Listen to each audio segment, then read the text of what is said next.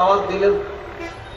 দাওয়াত দেওয়ার পর তিন ভাই তারা নবীরে বললেন, তোমার দিকে তো আমার তাকাইতেও মন চায় না।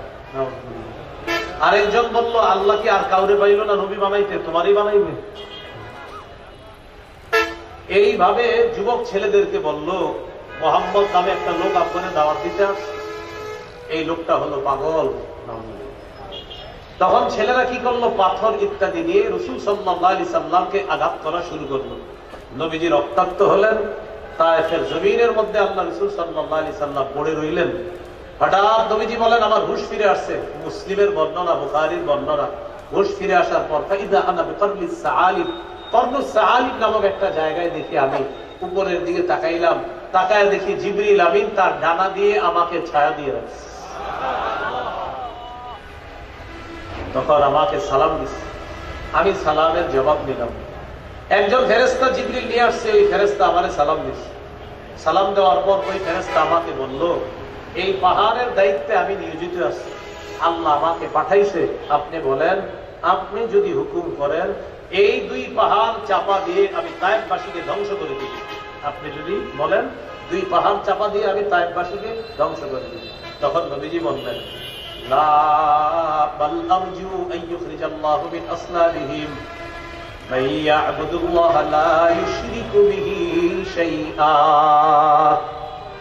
তায়েফবাসী আমার দাওয়াত গ্রহণ করে নাই, আমার আশা তাদের ঔরসে যে সন্তানরা আসবে তারা আমার দাওয়াত গ্রহণ করবে, আল্লাহর ইবাদত করবে, আল্লাহর সাথে শিরিক করবে না। তাই তাদেরকে ধ্বংস করার দরকার নাই। তাদের সন্তান আমার দাওয়াত গ্রহণ করবে, তাদের সন্তানরা আমার দাওয়াত গ্রহণ করে তারা মুসলমান হবে, এটা আমি নবী আশা করি।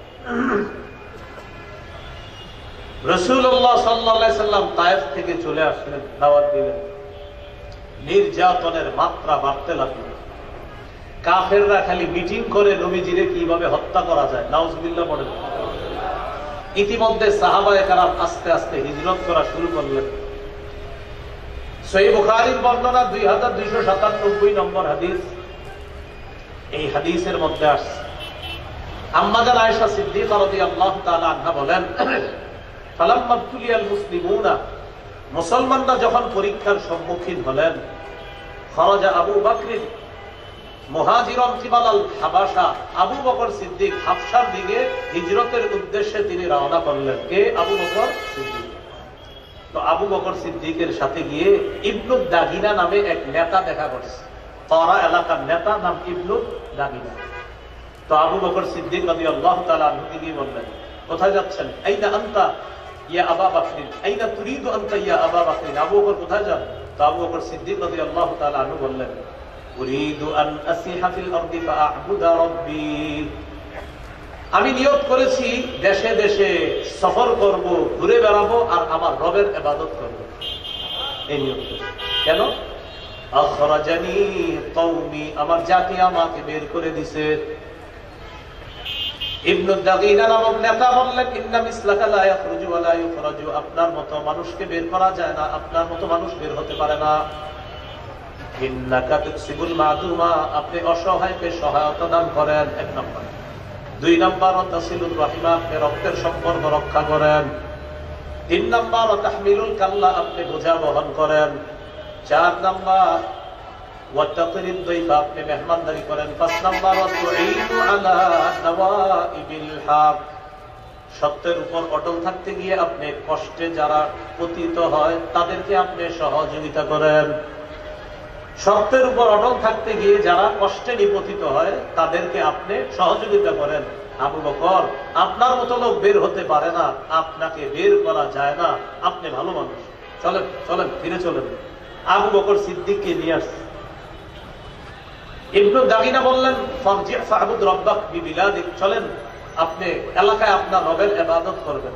তো চলে আসার পর ওই জামানার নিয়ম হলো, কোন নেতা কাউকে নিরাপত্তা দিলে এটা অন্য নেতাকে জানাইতে হবে।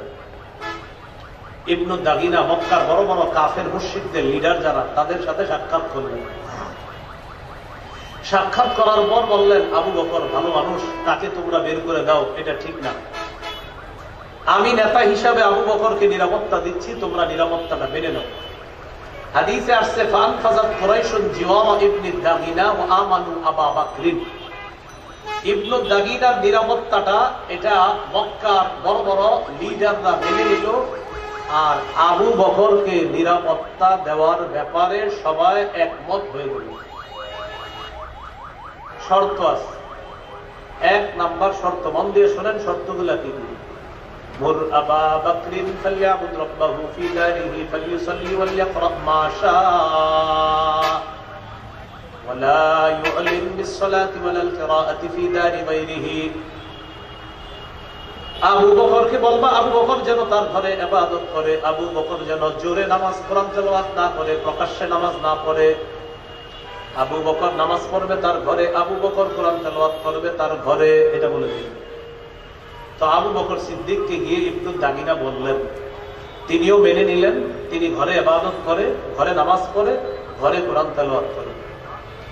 এই অবস্থা চলার পর সুম্মা বাদালি আবি বকরিন, আবু বকরের মনে হলো আর কত, এবার বাহিরে প্রকাশ্যে ইবাদত করবে। ফাবতানা মসজিদান বিফিনাই দারি। আবু বকর সিদ্দিক রাদিয়াল্লাহু তাআলা তার নিজের বাড়ির আঙিনায় একটা মসজিদ নির্মাণ করলো, ছোট্ট মসজিদ। ফাবারাজা ফাকানা ইউসাল্লি ফি। আবু বকর প্রকাশ্যে সেখানে নামাজ পড়া শুরু করলেন। আবু বকর প্রকাশ্যে নামাজ পড়ে, ইবাদত করে, কোরআন তেলাওয়াত করে।